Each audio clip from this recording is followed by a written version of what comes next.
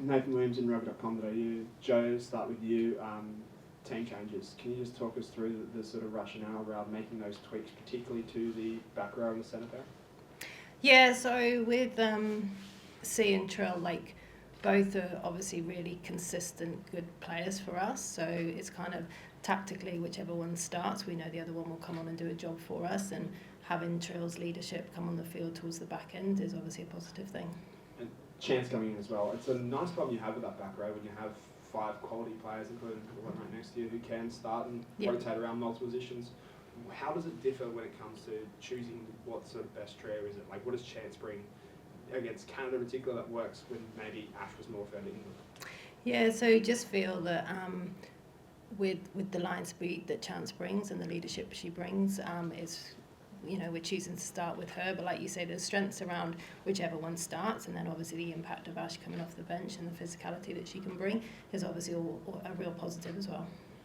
When you're playing world number 2 in Canada straight off England, like, how do you approach this week from a sort of mentality basis? Like, obviously focus on yourself, but do you lean into the sort of fact that a lot of the pressure will be on them to advance and maybe harness the same sort of message and energy that works in the first half in Brighton?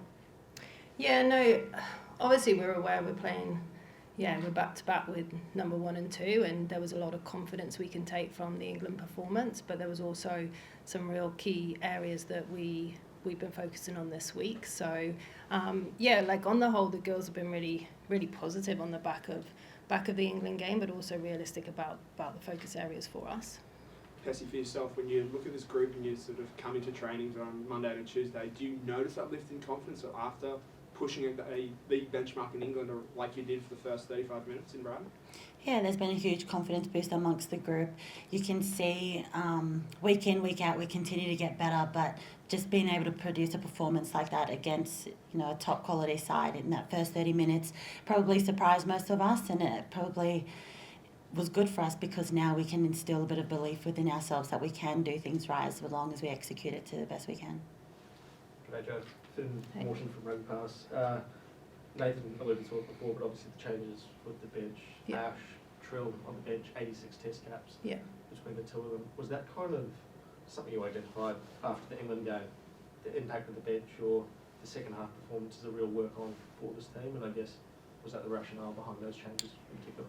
Yeah, I think for us, having experience come off the bench, it's a quarter final and it's a do or die game, isn't it? So we want to ensure that we have got experienced players on the field to finish those games, and both are real energy drivers for us. Like Ash in particular is somebody you go to bring the energy, so having her on the field in the latter stages is important. Like you said, do or die, those are the second best team in women's rugby. What's your message to the group this week? Never say die attitude. What's the message this week? Yeah, it's from our perspective, it is just don't come off the field thinking ifs, buts and maybes. Like, we get one shot at this, so we've got to be brave and we've got to go at them both in attack and defence. The progress of this team between 4 months ago, that game in Brisbane, and now, just how big, I guess, has that been? How impressed have you been with how far this group has come? And yeah, but we've been massively impressed, and in all fairness, I don't think we always see it on the field because they are still quite a young group, so sometimes we do lose our way a little bit and then we come back. But for us, the progress that we've seen, especially in and around our training and how they conduct themselves as athletes and how they look after themselves, like, that's just been really impressive and has set them up in a really good way post this, because you can see the time that they've had together in the camps and the connection time has really, really made a big difference, and that obviously needs to continue. We had Faitala in here 2 days ago, and she mentioned that when she got her 25th test cap, she mentioned, she doesn't want to go home. And I guess that message is probably clear throughout most of the group, but for yourself as a leader, you hear the younger players really kind of speaking quite clear like that about their ambition. How excited does that get you ahead of a test like this? It is good, and we've got to give credit to Tella. She's very mature. She's a game driver, so she's got a really good head on her to begin with. But for someone of an age like that to have those kind of ambitions, it shows that we are building something really good here. We're all on the same page. We all want to make sure that we give everything we got because we know what lies ahead of us. The odds are against us this game, and the pressure's then gets bounced back on Canada. Like, it's up to them to perform to what people are expecting of them. But if that means that it allows us, I guess, to take that pressure off us and play a little bit more freestyle rugby, which we're really good at, hopefully that puts belief in us that we can execute what we need. Katie, RNS. Joe, we're now in knockout rugby. How does that change the psychology of the camp as opposed to pool rugby? Is the attitude excited, nervous, hyperactive at the moment? Yeah, excited on the whole, and it's something that the game drivers in particular are obviously really aware of in terms of our decision making around knockout rugby. It is slightly different in terms of key moments, and it's something we've been working with them on.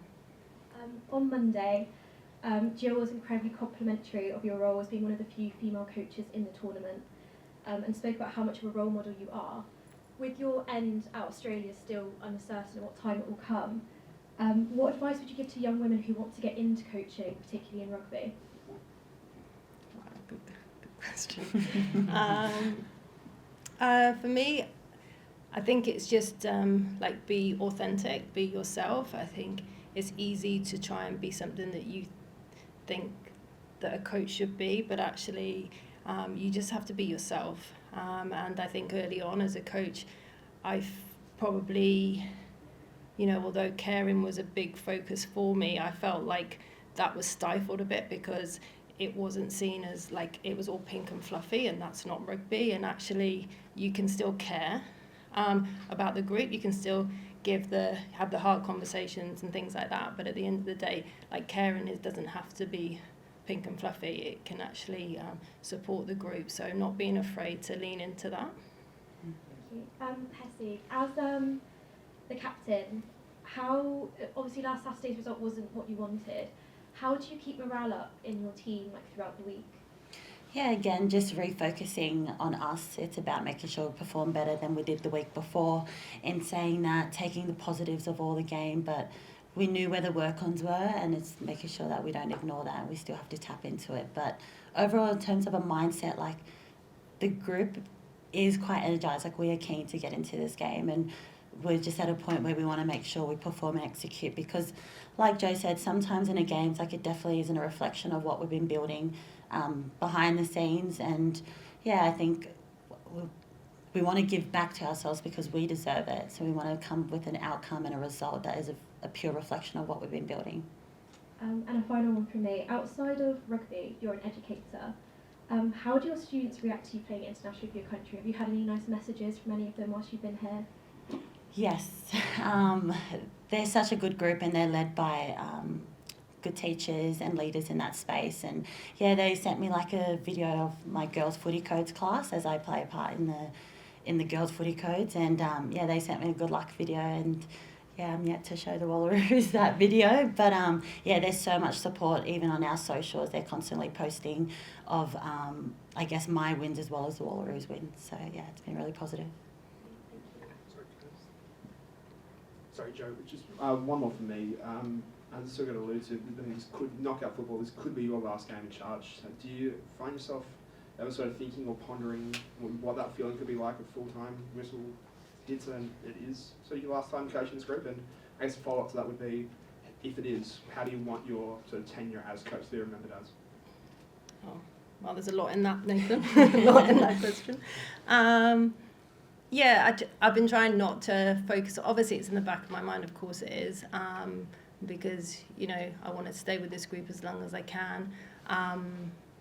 But yeah, we've just been trying to stay purely focused on the game, and then everything else after that will look after itself. But yeah, for me, I look at this group, and I hope they ultimately feel that my involvement has been a positive one, and that we're in a better place now than we were when I started 2 years ago. And I think as a player, you always say you want to leave the shirt in a better place, and as a coach, it's exactly the same.